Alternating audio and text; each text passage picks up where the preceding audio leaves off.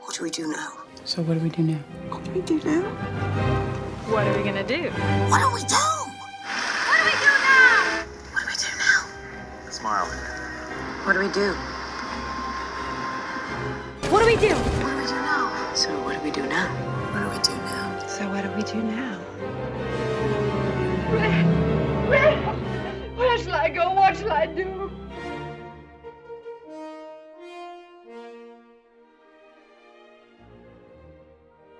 What do we do now?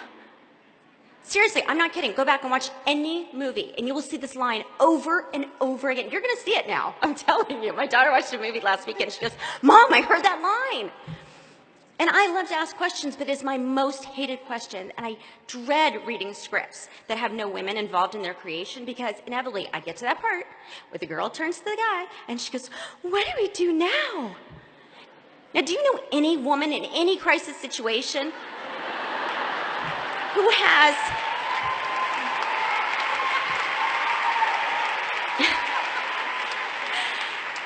any woman in any crisis who has absolutely no idea what to do? I mean, don't they tell women, they tell people in crisis, little children, that if you're in trouble, talk to a woman. It's ridiculous that a woman wouldn't know what to do. So anyway, after I went to visit these studios, I started telling people about this current pipeline and that there was barely any female leads in films and the industry was in crisis, and people were aghast. They said, that's horrible, they said. And then they changed the subject and move on to their dinner and move on with their lives. But I could not change the subject. I couldn't turn to some man and say, what do we do now? This is my life. Okay, I've made movies all my life for 25 years, since I was 14 years old. It was time to turn to myself and say, what are we going to do now? Okay, Reese, what are we going to do now? And the answer is really clear. My mother, who's here tonight, very strong, smart Southern woman, said to me, if you want something done, honey, do it yourself.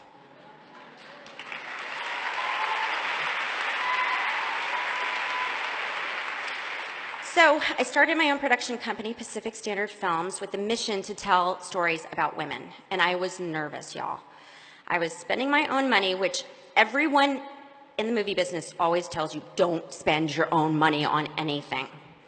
I was warned that on the crazy chance that Pacific Standard would acquire any good scripts, we would never make it past our first few years of business, because there just wasn't a market for buying female-driven material. But like Elle Woods, I do not like to be underestimated.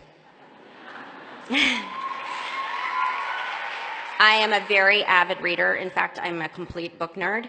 And so is my producing partner. So we just tore through tons of manuscripts and read so many things before they were published, but we could only find really 2 pieces of material that we thought were great. And we optioned them with our money, and we prayed that they would work. Both were strong, complicated, fascinating women at the center, and both were written by women. And lo and behold, both books hit #1 on the New York Times bestseller list in July of 2012. One was called Gone Girl, and the second was called Wild. So we made those 2 films last year, and those 2 films grossed over $500 million worldwide.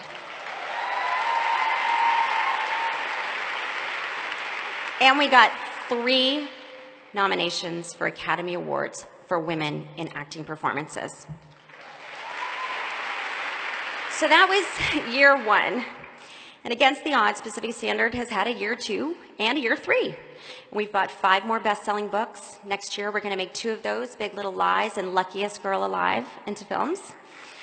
We have over 25 films in development and 3 television shows, and they all have female leads of different ages and different races and different jobs.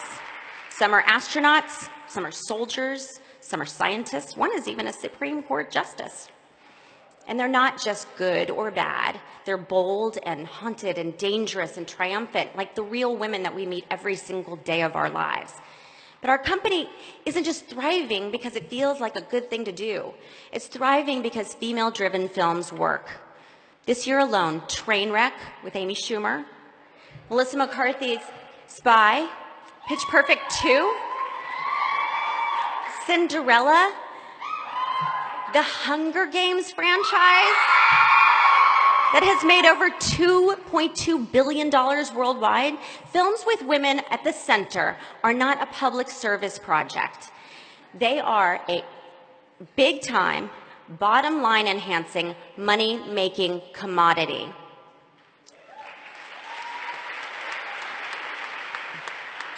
Ladies and gentlemen, I think we are in a cultural crisis. In every field and every industry, women are underrepresented and underpaid in leadership positions. And the reason we're all talking about it tonight, under 5% of CEOs of Fortune 500 companies are women. Only 19% of Congress is women. No wonder we don't have the health care we deserve, or paid family leave, or public access to early childhood education. And that really worries me.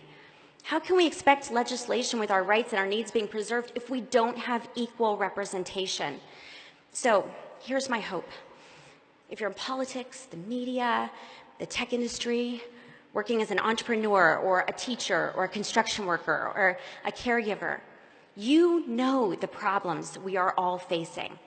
And I urge each one of you to ask yourselves, what do we do now? That's a big question. What is it in your life that you think you cannot accomplish? Or what is it that people have said that you cannot do? Wouldn't it feel really good to prove them all wrong?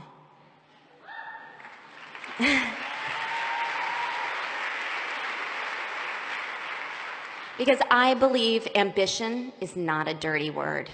It's just believing in yourself and your abilities. Imagine this.